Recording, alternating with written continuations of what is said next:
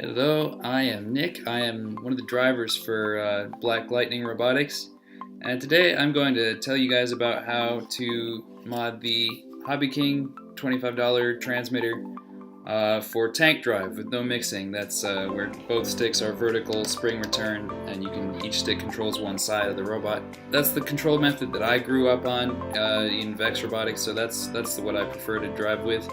Most people will do single stick arcade, which is one stick, both channels spring return. They'll go forward, backward, and turning side to side. This is the mode 1 transmitter, so this is reverse from what most people have. Most people have the mode 2. This mod also works for the mode 2. The only difference is the side that the throttle's on. The ratcheted throttle channel being on the right, and the double spring return channel being on the left. Same difference. This is going to switch the sticks around anyway, so it doesn't matter. So let's get right into it. So basically what we're doing is we're taking both of the stick pods out and we're flipping them around. It turns them both 90 degrees.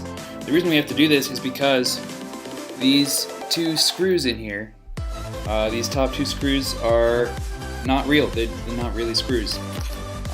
Only these outer 6 screws here are actual screws, so those are the only ones going to take off. So first, got to start off by removing the back of the transmitter here. It's just 4 screws and it's easy to take off.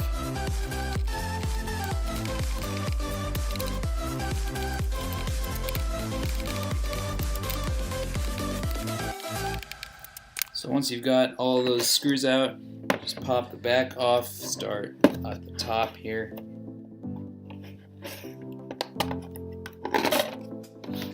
And you can pop open this transmitter. Next, what we're going to do is we're going to remove these 2 stick pods here.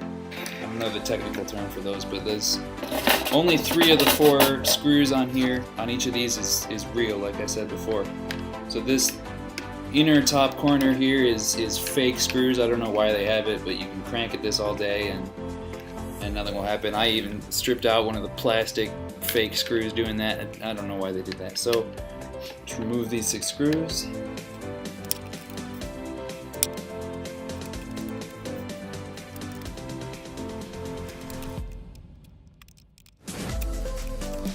And once you've got those 6 screws out, these pods pop right out. Now you want to really carefully remove this trainer cable plug from its slotted point. It sticks right onto here. These 2 things, these go into these 2 holes. So that you're going to pull off real carefully, stick it there, and then you can pull out these sticks, both of them, since you removed all the screws that hold them in.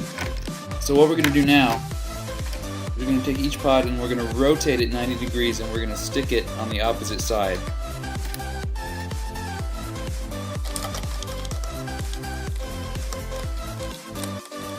This is the only way they can fit because of the way that these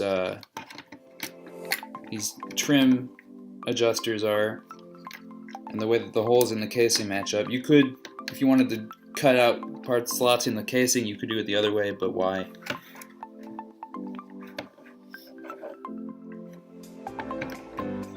Now you do have to hold them both. You can stick your hand on back of them both so that they stay in the actual slot. And you can stick screws in and it should line up pretty well. Just tighten them in.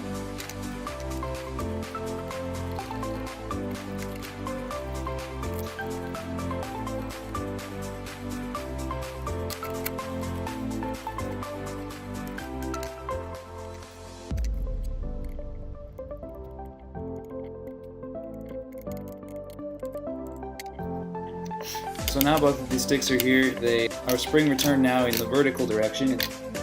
It's the rudder and the aileron channels that are actually for model aircraft that are now the vertical sticks, and the ratchet throttle is now a horizontal channel on the other side, and with mode 2 it would be over here.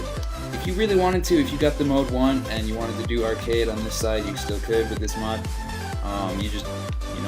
What are you going to do with the throttle over here? But yeah, this allows you to do tank drive with no mixing with these vertical spring return sticks. So now, you turn it back around, you get your trainer cable, you stick it back on its 2 pins up here like this. And then you can very carefully stick the back plate back on top of it.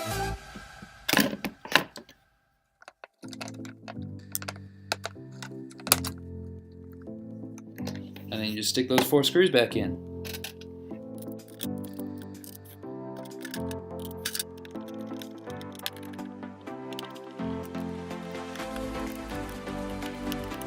So now with the finished modification, I have 2 vertical spring return sticks that allows me to do 2-stick tank drive, as I've always dreamed of in combat.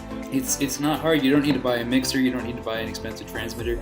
The reason I went with the Mode 1 is because it's $5 cheaper than the Mode 2, but if you have a Mode 2 already, it's not going to be a problem. It's just going to have the sideways throttle on the other side. With this, you can't really do anything with the throttle.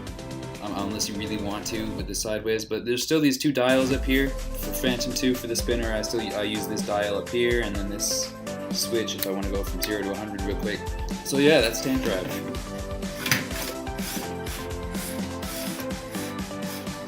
So each stick has direct control over the drive on that side.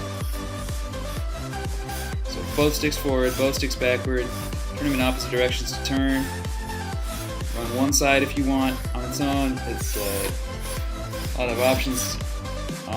I find this to be the most intuitive way to control the robot because you're literally doing what the robot's doing. Other people like arcade drive because it's what they've always done. So if you want to do tank drive without having to get a special tank drive mixer or a special transmitter for it or a spring return kit, this is the way to go. I mean, there are other options you can do a spring return kit, but this works with no mixing if you use the rudder and aileron channels in vertical like this. So yeah, that's how to mod your transmitter for tank drive. Thanks for watching and happy roboting.